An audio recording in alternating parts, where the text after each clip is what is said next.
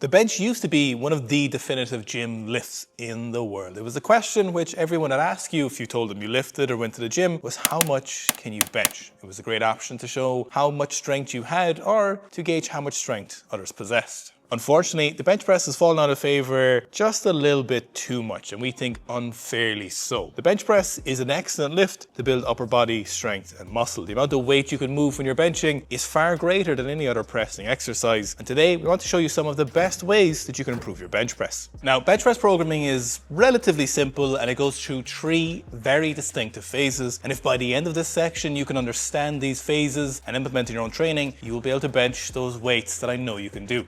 Now, the most important variable that I want you to watch for when you're benching is barbell speed. Now, I don't actually need you to track the barbell speed because you'll understand what I mean in a second, but when we're benching compared to the other lifts, it's really important for most of the training blocks and most of these sections that the barbell speed does not drop off too early across the sets or even across the section of that block. So let's look at each one of these phases individually and see what they consist of. The first one, and arguably one of the most important ones, is the accumulation phase, or put more simply, the high volume phase. During this phase, I want you to do 4, 5 or 6 sets of 8, 10 or 12 repetitions, high volume per set. But the really important thing I want you to do here is start light. The barbell speed across this whole block until you get to the end should remain very consistent and pretty high. You might start at 60% and you might finish somewhere around 75% for 8, but the barbell speed should look pretty similar from the start to the end. This first phase is crucial because it is what supports your ability to do the next 2 phases, which is the mid-range volume phase and then the peaking or realization phase.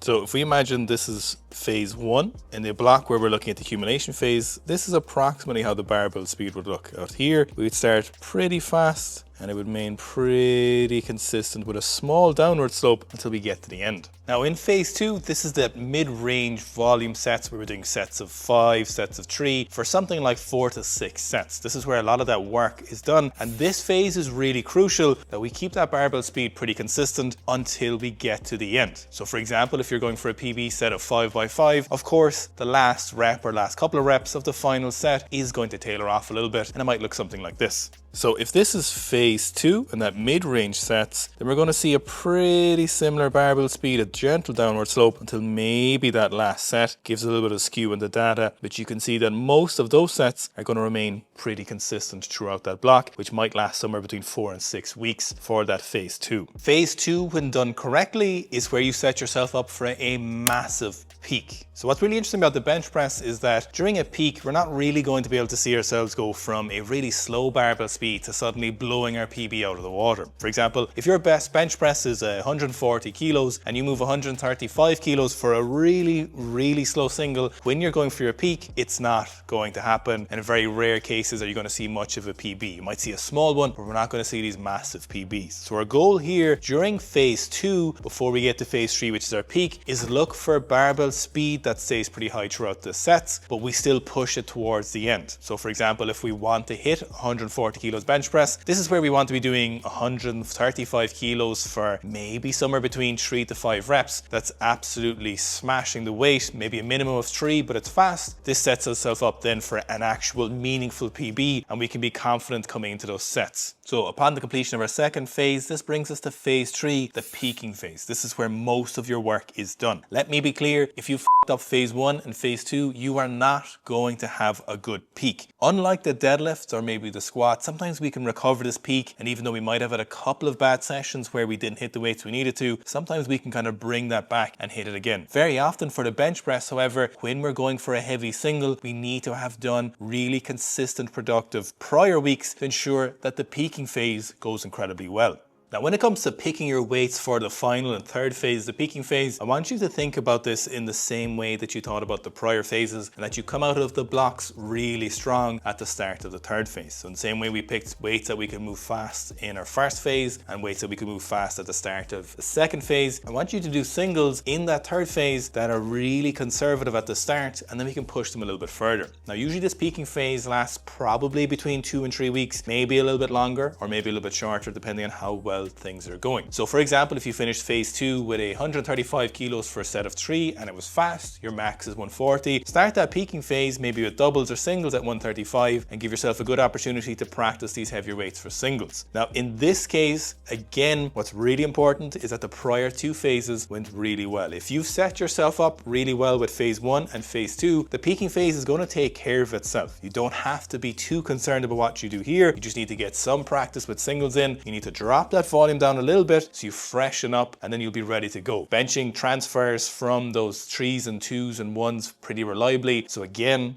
if you did the right training, this is just going to take care of itself. Now, before we finish this programming section of the video, I cannot emphasize how important it is to be conservative at the start. Bench press tolerates volume really well, and it tolerates frequency quite well. Much easier to recover from compared to the other big compound lifts. So when you start the program, make sure that you underestimate a little bit, because you can build into this over the course of a couple of weeks. It'll only cost you a couple of sessions, but it will make all the difference when it comes to the end. Now, check out the Seek Strength app at app.seekstrength.com on iOS and Android to run our bench press program, which works incredibly well.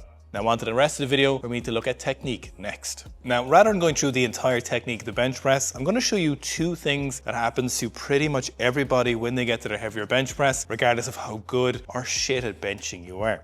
Now, what often happens for some lifters when they get heavier is the barbell will often drift lower than their usual contact point.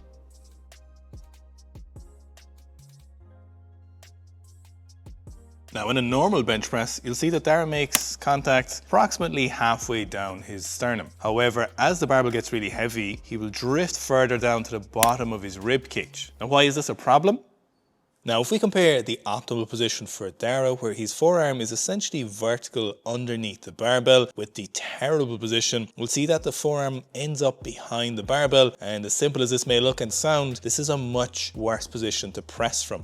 Now the fix for this is incredibly simple, but somewhat patronizing when you're watching, and that is simply don't do it. This isn't really a strength issue in the fact that if we work on our lats or our pecs or our delts that we're going to fix this issue. In reality, this is a technical control issue, and we need to practice at heavier weights. You simply ensure that this is a focus for you when you're going for your heavy singles, if it's become apparent that it was an error for you before when you were doing your heavy singles. When you get to your max bench press, just make sure that you're bringing it down in that good old-fashioned good spot for you.